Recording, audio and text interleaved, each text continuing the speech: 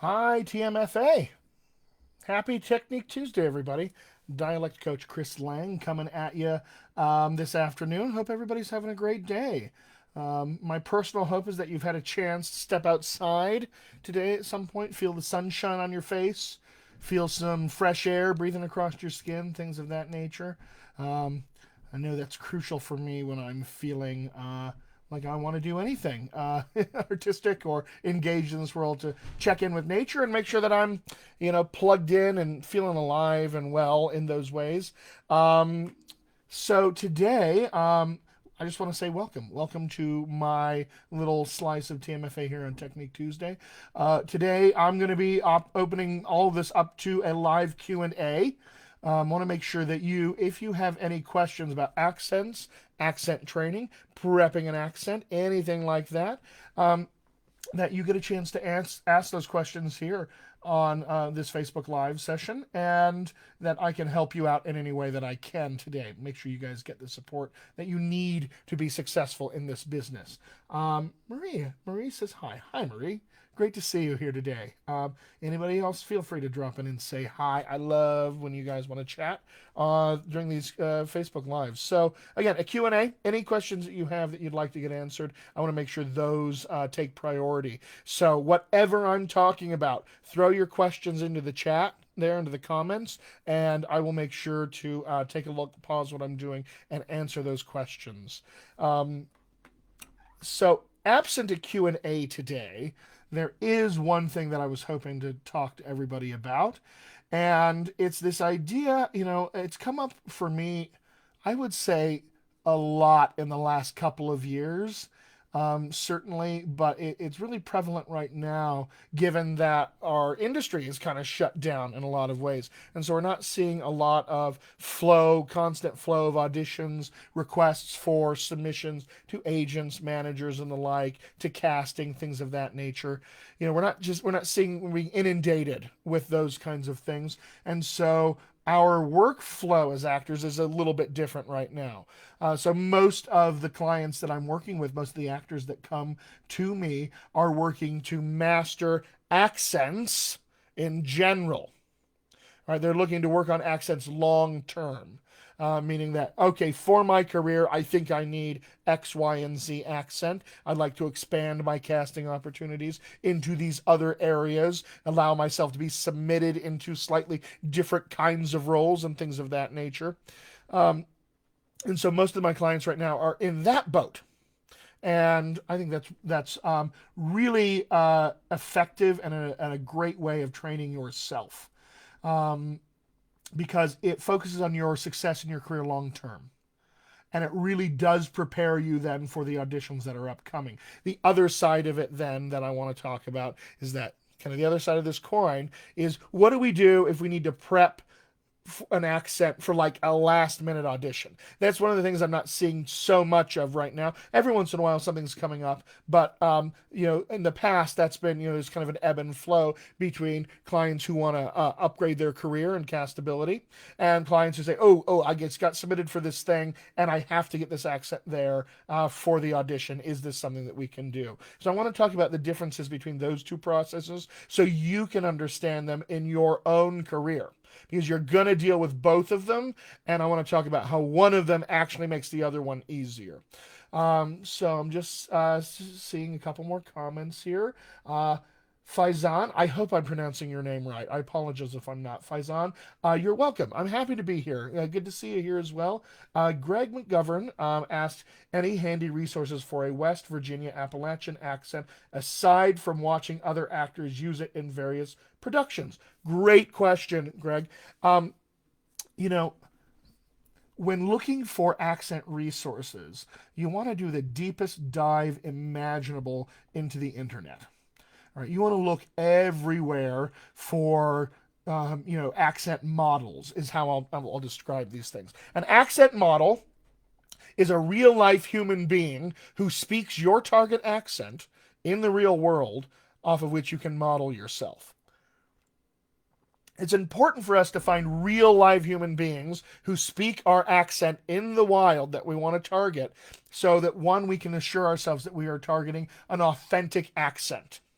that's actually in the world somewhere, that has a history, a past, and an identity attached to it that we can use to aid our storytelling.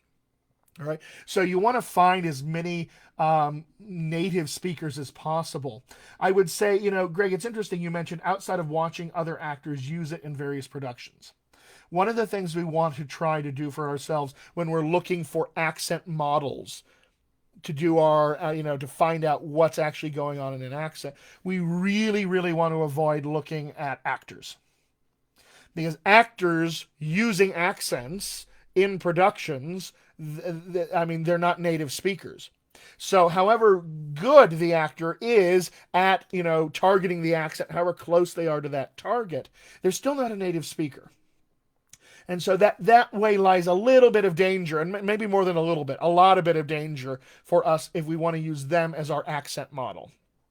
So we want to try to find a real life human being and see if we can find many of them, because we want to know what their accent is like when they're speaking casually with one another and just extemporaneously off the cuff. Maybe it's we want to know what their accent is like if they're giving a speech in a more formal setting, something along those lines.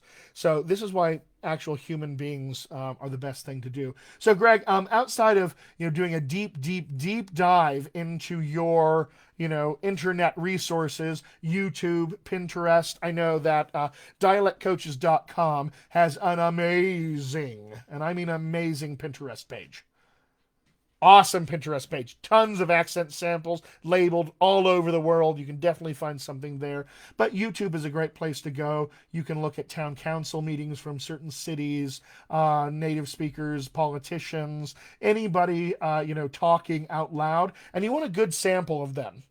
You want it to be like this is, frankly. You want to have it as close to their face as possible so you can see what they're doing physically, and the audio needs to be good so you can hear all of the detail and nuance in their accent as well.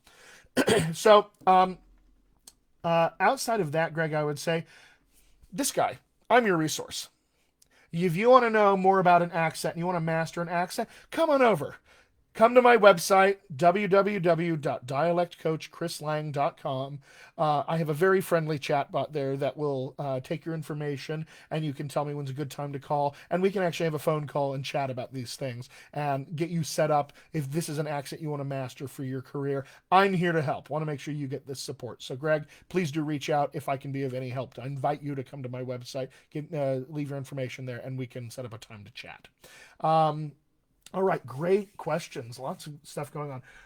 Roman or Roman? I'm not sure which one it is, but Roman or Roman.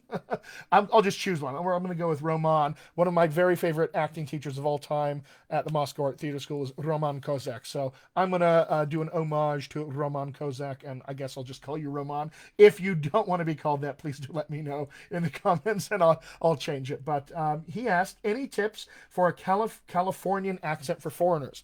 Absolutely. See an accent coach. All right. Nobody, and I mean nobody, in this business has ever learned an accent based on tips and tricks. And to quote one of my wonderful colleagues, Pamela Vanderway, the founder of DialectCoaches.com and Dialect Coaches Worldwide, no professional's career was ever built on tips and tricks. So we can't think of accents as a thing where we can get a tip or a trick or anything. Obviously there's a ton of YouTube videos you'll find if you go and do that kind of research, tips on whatever accent. There's going to be a lot of people there saying, well, you want to say this way or think about it that way. But ultimately, if you as a person who is not a native of California, and maybe not even a native of the United States, wants to learn, Californian accent, or more, California has a very, in some cases, general American accent. Not always that case, but if you want to learn a general American accent, like some of the places in California will use, the best thing to do is to learn some accent skills and work with an accent coach, good professional accent coach who can help you act with accents at your highest level. All right, we want to train you to become powerhouse accent actors. So, Roman, that's what I would suggest. Again, I invite you, come to my website, dialectcoachchrislang.com. Leave your information for me there. A good time when we can chat. Happy to talk you through the details of what that would take, especially if you want to expand your casting opportunities in your career. if that's, if you need this accent to be able to be cast, playing American roles, for instance. That's where I would go. But you want to invest in that process just like you would in learning any technique that's going to aid you in your career. All right. Um, so, Anton, any advice for Russian speakers to get a standard American accent? Great. The same thing applies. I would say you want to make sure you're studying with a good professional dialect coach. That's the biggest thing. Really is the biggest thing. Make sure that you have a good professional dialect coach on your team. All right. Think of your team as an actor. Who's on your team? All right. Manager, an agent. All right. If you're higher up muckety muck, a publicist. All right. You've got stylists sometimes, makeup artists that are on your team that you trust to make you look like you're at your best. Your dialect coach is on your team. All right. When you guys, if anybody comes to me and you hire me as your dialect coach, all right.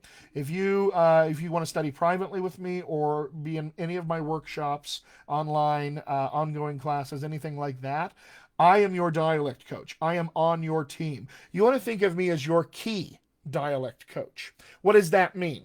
All right. A key dialect coach has two meanings typically. All right. The first meaning is that I am the dialect coach, for instance, on set on a production, who is sort of in charge of the accents and dialects for the whole production. So that means, let's say you're a big muckety muck star, big A-lister, and you have another dialect coach that you work with, and that you bring them with you onto the production. They would fall under my supervisory department kind of way on set. So I would be in charge of making sure all the accents are consistent and help us tell the story in production. The other side of Key Dialect Coach, what this means is I am your dialect coach on your team. All right. So I am the dialect coach you come to no matter what, for whatever you need to work on. And that way I get to know your process. I get to know how you work specifically, what techniques you prefer. If you're a Meisner or a Stanislavski or a method or whatever technique you use, I've definitely probably studied it.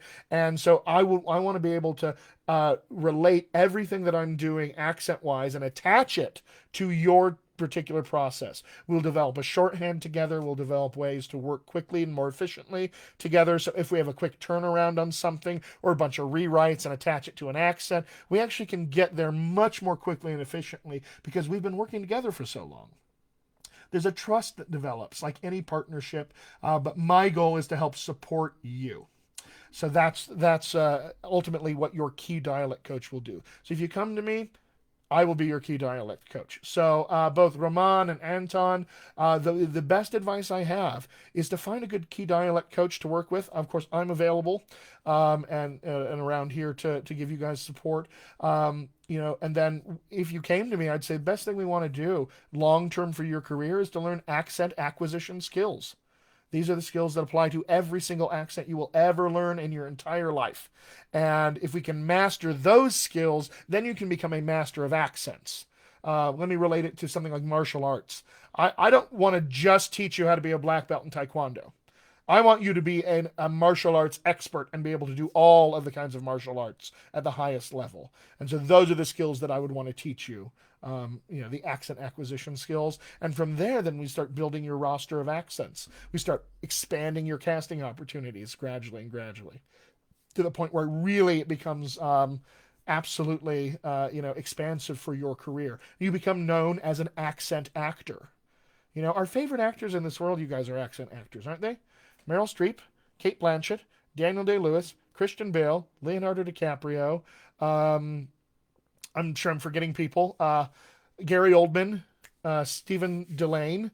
I mean, all these guys are incredible accent actors. They literally have the ability to transform themselves by crawling into the skin of another kind of person through accent.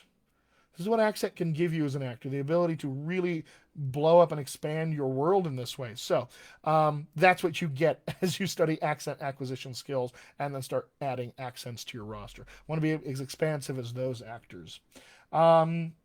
Peter says hello, everyone. Hi, Peter. Nice to see you here. All right, Annette, thanks for doing this. Do I have an Instagram account? I do have an Instagram account. Sadly, I'm not on Instagram a lot, but you guys can change that. If you want to follow me on Instagram, it's at Dialect Coach CL. That's it. Also, that's me on Twitter. If you guys want to follow me on Twitter, I'm probably on Twitter more than I am on Insta, but again, you guys could change that. If my Insta blows up, I'll be there for you. At Dialect Coach CL. The Pinterest link, Marie, is, oh, I don't have it super handy, but if I can find it here for you guys, I think I may have. Pinterest. Who am I following? Bear with me, ladies and gentlemen, as I do a one-man search of of uh, of Pinterest. I'm gonna go to my. Here we go.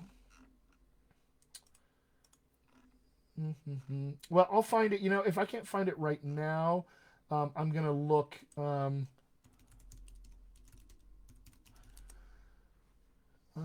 we go. Here we go. I think I have found it. Everybody, I think I found it. Fingers crossed, because I can absolutely screw this up. There's nothing more exciting, right, in a Facebook Live than watching somebody search for a kind of link. Well, it's not coming up here, so I'll make sure to pop it in the comments. But you can find it in for sure if you go to Pinterest and look for dialectcoaches.com. There, that Pinterest account is going to have all sorts of stuff for you. Okay, let's see here. Yeah, excellent. Greg, I'm glad you're actually going down to West Virginia to research. That's great. Make sure that you record actual human beings.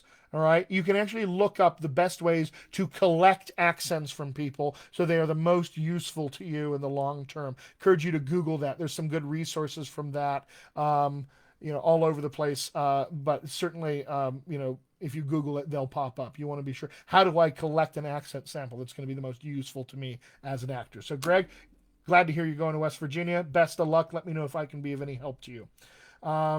Julieta, hi everyone. Great being here. Good to see you, Julieta.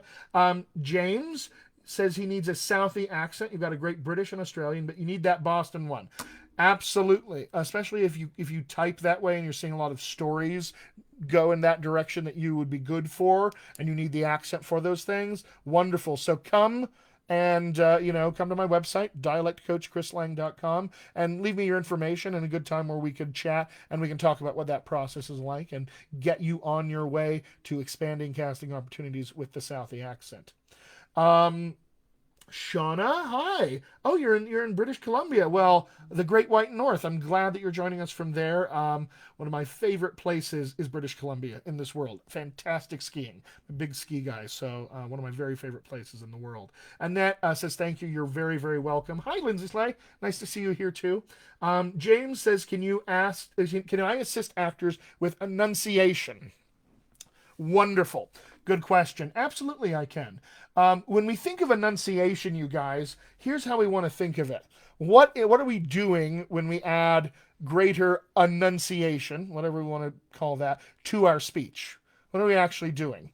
So we're going to dip into this discussion of what I will describe as formal and informal speech. Okay. Now let me just say this. The words formal and informal have nothing to do with any of the adjectives we like to bring to the party. Things like, fancy or posh or rich or, prestigious, anything like that. Formal doesn't mean that. And informal doesn't mean lazy and slothful and, casual, relaxed, any of those. These words don't mean that.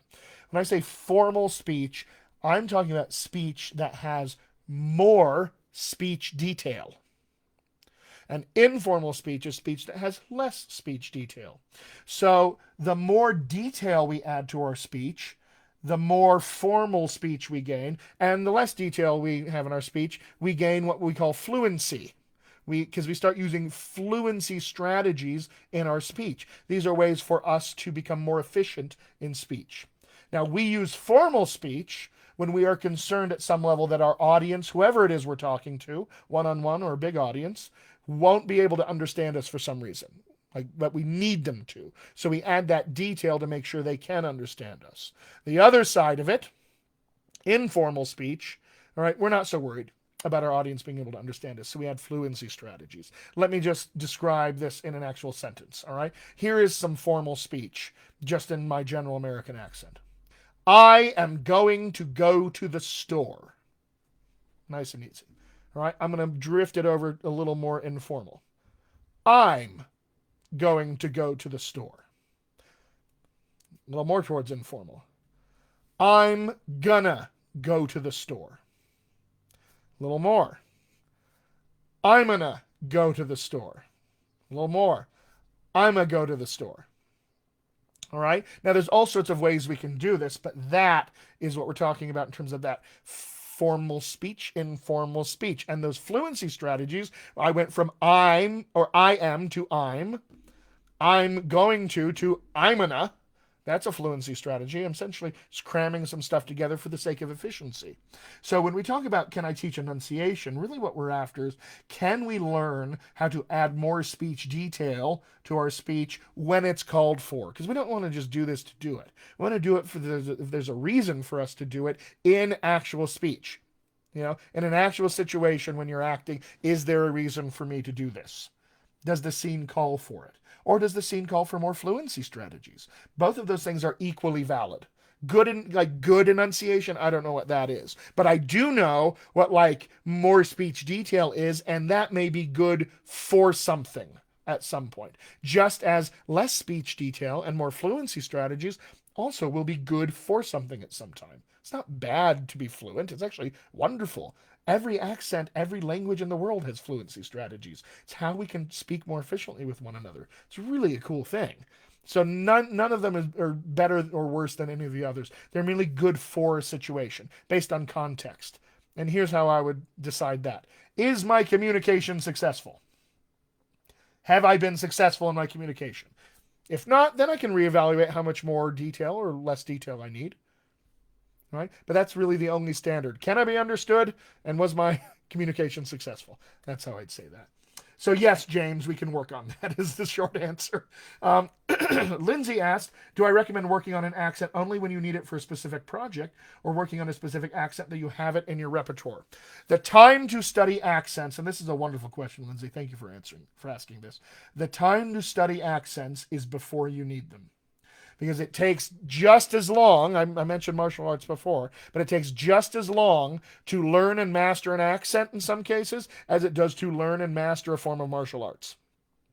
Because we're doing physical choreography that we have to change, and we have to rewire your brain in a lot of ways to accept a new way of speaking as a valid pathway of communication. So I would say that you want to have in your back pocket all the accents that you're going to need in your career up to a point.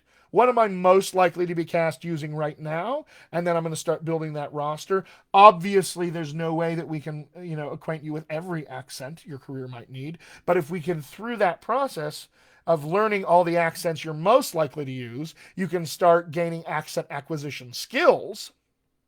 Then every other accent that you need to learn on short notice for a last minute audition, those are a lot easier. All right. Now you won't master it in 2 days for the audition, but you're definitely going to be able to put it in good shape so that you can walk in with confidence, act the living crap out of it, and hopefully make casting go, oh, wow, let's call that person back. Oh, wow, here's a bag of money and a roll.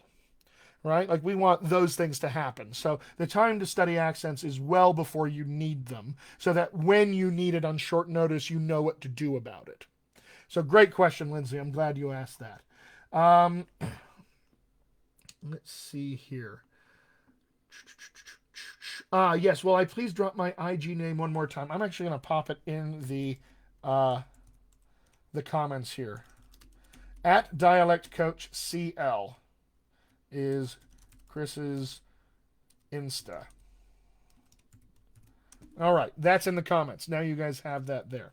Okie doke. So I was going to talk a little bit, if there's no other questions. You're welcome, Lindsay. I'm happy you got your question answered. Oh, here's another question. All right, Natasha. Hi from Portland, Oregon. Question is accents based on race. Okay. She says, I'm a black girl from the Pacific Northwest with a topical Portland accent. Which accents should I have locked down based on my race? And Natasha, you put that question on my original post, and I had it on my list to get to, so I'm really glad that you brought it up again. So based on your sort of racial background, you have to look at who do I look like I sound like. Right? So, a person of color, depending on what your actual ethnic background is, you're going to have a lot of options to choose from. So, you've got your native preferred accent, in which you say is a sort of Pacific Northwest Portland accent. So, you might also want to expand into, other. African American accents here in the States. We have a large and frankly freaking wonderful variety of accents that belong to African Americans here and people of color in America. They're often described, a couple of ways. That that gets bounced around a lot is either African American English or African American vernacular English, and within those two categories, there's a lot of different subsets. But these are accents that have their origin, frankly, way back in the southern diaspora of African Americans after the end of slavery north, and the way those accents grew and changed as they moved from the south into the north, especially in the urban centers. We get Chicago, Detroit, New York, Philadelphia, places like that primarily, and these accents grew and morphed and changed over the next 150, 200 years, or thereabouts, into what they are now. And so there's just a lot of interesting variations there that I would suggest maybe taking a look at, depending on if you have an African heritage that you're aware of. There are definitely African accents that we can take a look at you learning, depending on what part of Africa you're from or what part of Africa you could look like you're from. All sorts of different things that we could explore in that range. So, my best advice is to take a good look at how you type as an actor, the types of roles that you want, that you think that you're going to type well for, what your branding is inside that, and then say, okay, of those kinds of roles, what accents are being used for those currently in film and television, and then you can start targeting those accents first. And then again, once you broaden your accent skill base and you're able to say, okay, now kind of every accent that I want is at my fingertips, which ones would I want to sort of add to my repertoire that might make me A, more castable in X, Y, and Z ways, or B, might make me more valuable to my agent's roster or my manager's roster, any of those kinds of things. So, it's a big, big question, this idea of what accents should we learn for ourselves. And a lot of it, frankly, is based on what we look like. But here's the other side of the coin. All right. What you look like and your skin color and things of that nature actually is a secondary or even tertiary characteristic of accent. Um, you know, we see this a lot in the industry where an actor will be giving an interview, and the interviewer will say, "Hey, I see here in the film that the character you play is from X, Y, and Z place, and oh, and your family is also from that place, so that must be why you're able to do the accent." And the actor goes, "Sure." Right? But that's actually not why they're able to do the accent at all. Just based on what you look like doesn't mean you're supposed to be able to have the kind of accent available to you naturally. Just because that's your ethnic background. And, people of every skin color have lots of different accents that are normally associated with people that are not their skin color and ethnic background and things like that. So we actually have a lot of variability that we can build into the process for you. And again, if we look at your career in broad terms, what are we going to do to, make you the most castable actor out there and at the highest level, so that when casting sees you, they go, ooh, yeah, we want to cast you. So, you know, and to do this on your own is difficult. So I would recommend, Natasha, definitely, get yourself a good professional dialect coach. Again, I'm here to help. I have wonderful colleagues I can recommend if I'm unavailable to help you, or if we don't, click or whatever. I don't take for granted that I'm the perfect coach for every single actor out there. And if I'm not, I'm happy to recommend you to a bunch of other coaches who are equally wonderful but different than me that you may connect with as well. So that's where I would go from there.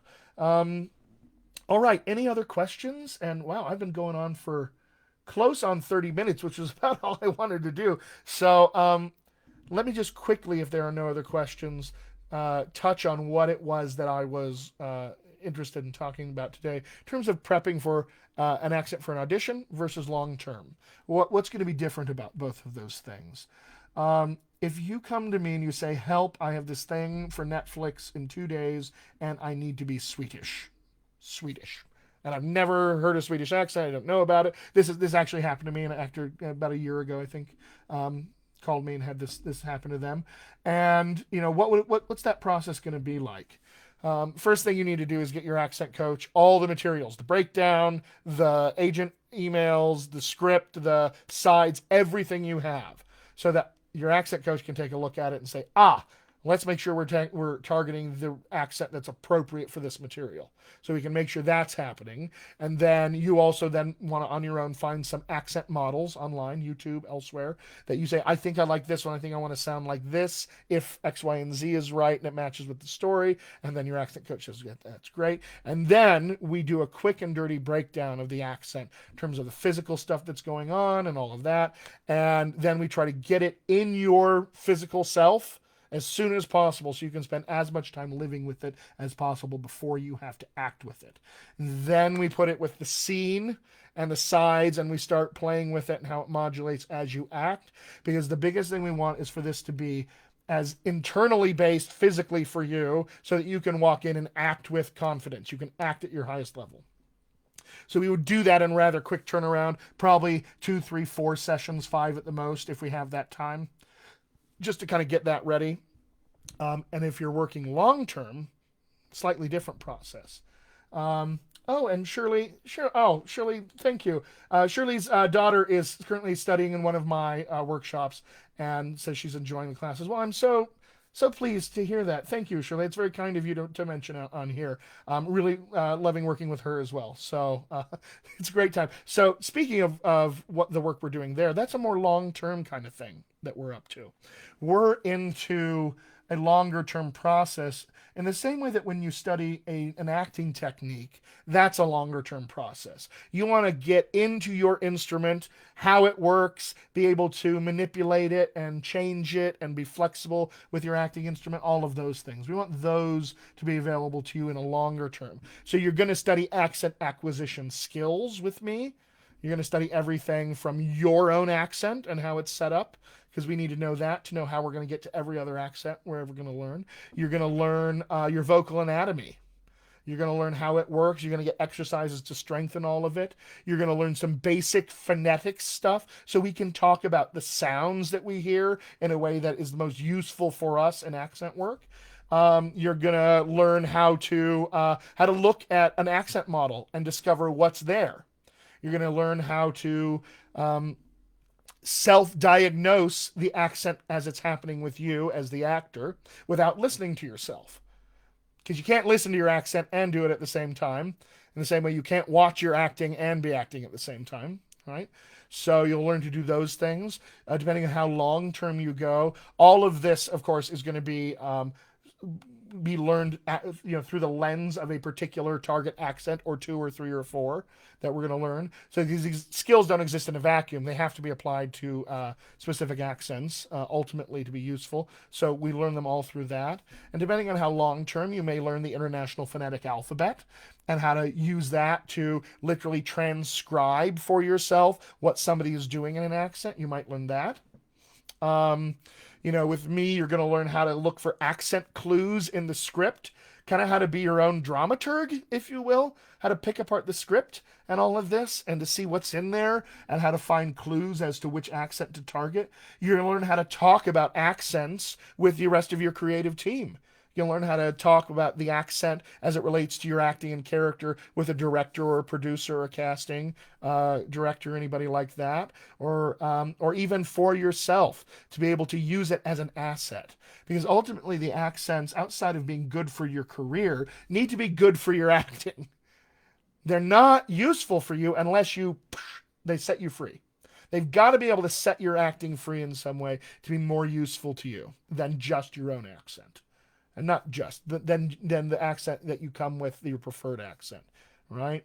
That's a useful accent too, by the way. We never want you to lose your preferred accent, because that's a marketable skill. You will absolutely use it. You're going to get cast using your native accent. So we want you to have it. But longer term stuff we want you to be able to have. The whole bevy of skills that enables you to encounter any accent in your work and know what to do with it. Marie?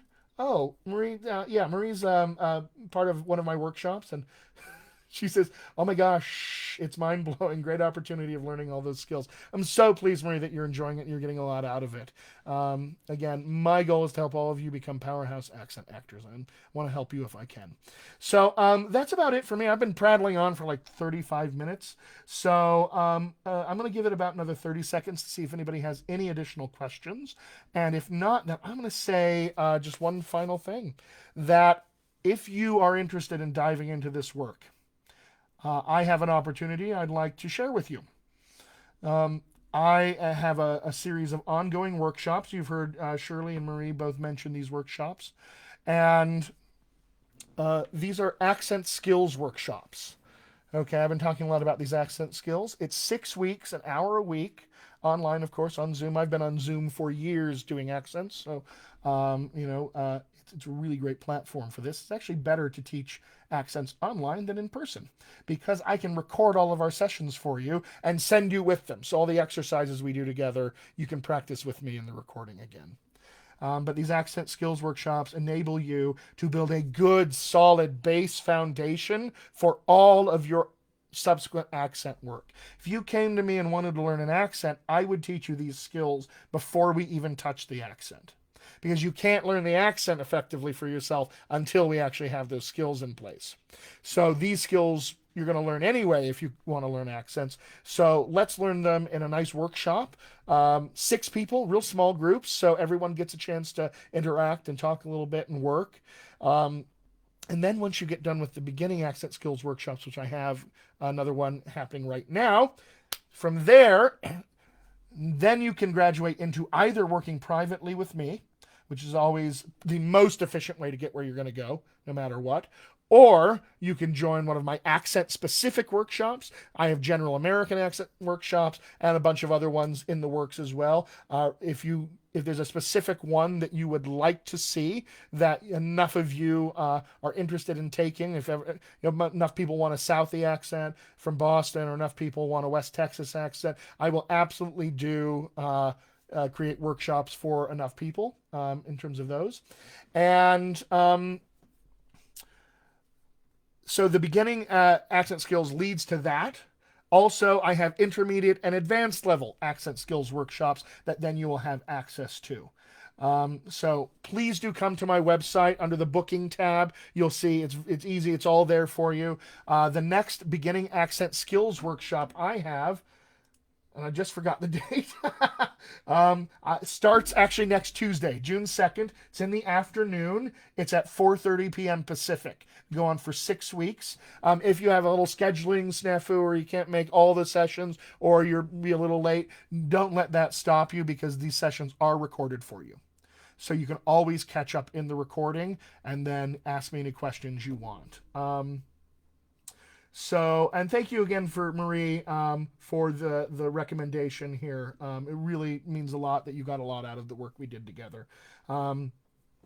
So if you want to dive into this work, I think I only have a couple of slots left on that beginning accent skills. I've only got 4 spots left in that one. So if you're interested in one of those slots, please let me know, jump on it right away. And if you use the coupon code there, social distance, all caps, all one word, you're going to get a discount with that through TMFA here.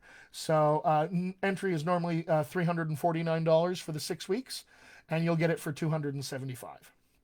So a nice discount for you guys from TMFA. Because again, I'm here to help you guys. I want to make sure you guys have access to the kind of support you need to be successful in this business. I'm really passionate about that. Wendy has created this forum for all of us teachers to come and, share with you guys. Because we're all really passionate about making sure actors can succeed. Supporting you guys. We love actors. We love you guys. You're the reason that we do this. We love seeing you guys succeed. Those light bulbs come on and those aha moments. Those are everything for us. So please do come.